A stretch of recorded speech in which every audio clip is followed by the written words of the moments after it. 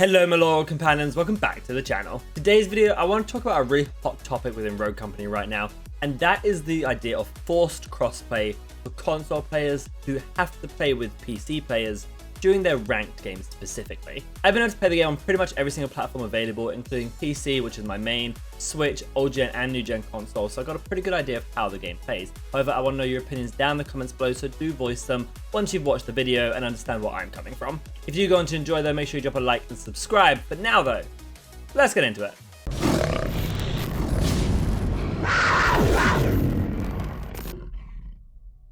Okay, so before I actually get into my thoughts on this topic, I need to define certain things I want to talk about because there's a really big miscommunication that happens when people talk about this. So I want to be really clear. This game is available to play on Xbox, PlayStation, Switch, and PC, and they are the different platforms I'm going to be talking about. I am not going to go into input, so things like controller versus mouse and keyboard. Really, I'm not going to touch on that. So when I say console, I'm referring to the Switch, PlayStation, and Xbox. When I say old gen consoles, I'm talking about the Xbox and PlayStation. So that'll be the Xbox One and the PlayStation 4. When I talk about new gen consoles, I'm talking about the PS5 and the Xbox Series X, which do have more optimized frame rates. And when I talk about PC, I'm not talking about mouse and keyboard. I am talking about a physical computer you can run the game on. This is a really important thing for me just to define, because people always think when I say PC, I'm talking about mouse and keyboard only. That is not what I'm referring to. In fact, I really am not going to talk about the input to systems very much in this video. So with that defined, let's sort of go to where this originated. I've had this idea to put out this video and talk about this for a while, and I explained why, but really the main catalyst for this was actually a tweet or a retweet that Scott put out talking about this idea of console players being able to opt in or opt out for crossplay lobbies properly, so you can actually queue in with PC players. Essentially, Sniper, who is a really good console player, put out a tweet saying he thinks that they should be able to opt into PC lobbies without having a PC person in their party. So the way the game works currently, you can only play in a PC lobby if you have somebody on your lobby, someone in your party that you've invited in, who is a PC player. Otherwise, you'll go against other console players, and they have that big divide currently within the game. Sniper put out a tweet saying he thinks that there should be an option that people should be able to play with PC regardless if they want to. Scott then retweeted this saying that he thinks this is a great idea, and I've had private conversations with Scott talking about this issue as well, and sort of voicing my opinion that I agree with this statement. So why do people want this, and what is the reasoning for it? Well, for me, as a player and content creator for Rogue Company, it really stems from one place, and that is player pool. The game does not have the biggest player base, and in fact, the main player base of this game is dominated by console, which means a PC player like me doesn't often get to experience the mass amount of players in this game because not many of them are actually on PC. This leads to quite a lot of issues, including longer queue times, less competitive players, or repeating the same players over and over again, and also worse matchmaking. The lower your player base, the less matchmaking can actually input and affect the game you're having. A lot of the frustrations that we have with matchmaking and queue times come from this fact that the systems are so split that we don't have the full extent of the Rogue Company player base playing together. It also leads to slightly less competition. There are some amazing console players out there that I never really get to play against because I'm only stuck in PC lobbies. Having these two merge would allow me to play with a whole new series of people. In fact, the majority of people playing Rogue Company who actually may be really good and can put up a good fight in games, even though I have an advantage, which I will talk about as this video progresses. So hopefully that explains why people want this, why people are asking about this, and why it's being talked about. It is essentially to help the life of the game, to help matchmaking, to help queue times, to help more people play against and meet more people. And that is kind of what happens when you have a cross-platform game like this, is you need to merge those different platforms so you get the full extent of what your game is meant to be. So then, what is the actual difference between these? I'll go over each different system, including Switch, new gen, old gen, and PC, and talk about the pros and cons of each, so you guys can get an idea of exactly what benefits or disadvantages each one has. I'm going to start with the outlier, and this is Switch. Again, please, I'm not hating on Switch players. You guys, some of you are goated. I swear, like, some of you guys are just cracked. But for the most part, Switch is a really unoptimized system. It is not optimized well for Rogue Company. I've played it. It runs on a maximum of 30 frames per second, which is really low. The audio quality is trash. I don't know how it even functions. And it's just not the cleanest thing. Having something on such low frames is really difficult. Of course, if you're going against other Switch players, it's absolutely fine. But for a game like Rogue Company, which is a fast-paced third-person shooter, it's a little bit of suffering to play on the Switch. I honestly think Switch players, when it comes to playing against console people and PC players, have a pretty significant disadvantage.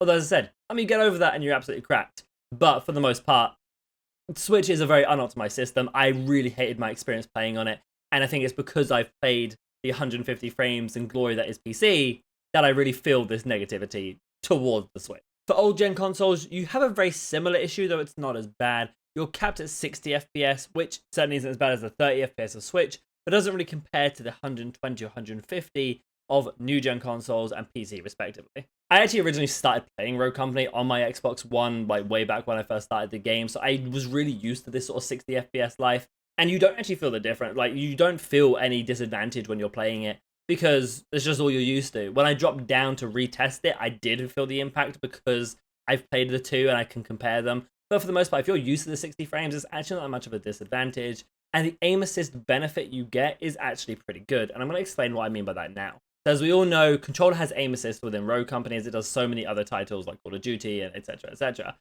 But with aim assist, it is slightly different between the platforms. There was a nerf originally that nerfed the amount of aim assist PC players had and did not touch console. What that has led to is meaning that console players as a whole have a stronger aim assist than PC players. This is not something that's up for debate. It is just factual truth, whether you think it is or not. It is just the way it is. Console players have stronger aim assist than PC players who are using a controller. Now, I'm actually going to go ahead and say on old gen consoles, this actually makes up for it. The lack of frames that you have, this extra aim assist is actually pretty beneficial, helping just close some of that gap at the performance disadvantage you have. I actually think it's pretty fair that it works that way. It is very strong. I'm not going to deny this. I used it on both new gen and old gen. The aim assist is much stronger. I felt the difference. It is kind of impactful. However, like I said, I don't necessarily think this is a bad thing for the old gen consoles. The issue is when we get to the new gen consoles, though. The new gen consoles have that same stronger aim assist, and it is really, really nice to have on a new gen, specifically because new gen consoles are optimized for 120 frames per second. So if you're comparing that to a PC player who has 150 frames per second, that's really, really close. That's basically comparable at the rate of a game like Rogue Company. So what you end up getting is new gen consoles have a pretty similar performance rate to something like a PC player with a significantly stronger aim assist. And honestly, when I was playing on PS5, I felt this a lot. I really, really didn't struggle playing against PC players, because I fired up the PC players to play against them. I did not struggle as much as I thought I might, as much as I did on the Xbox One, going against these players. And to be fair, I was keeping up just as well as I would on PC, and I was using a platform I didn't use on a setup I didn't use. It wasn't my setup here, it was somewhere else. And on a controller that I don't use PlayStation controllers, I use Xbox controllers. So it was a brand new thing, and I kept up really, really well against good players in these PC lobbies.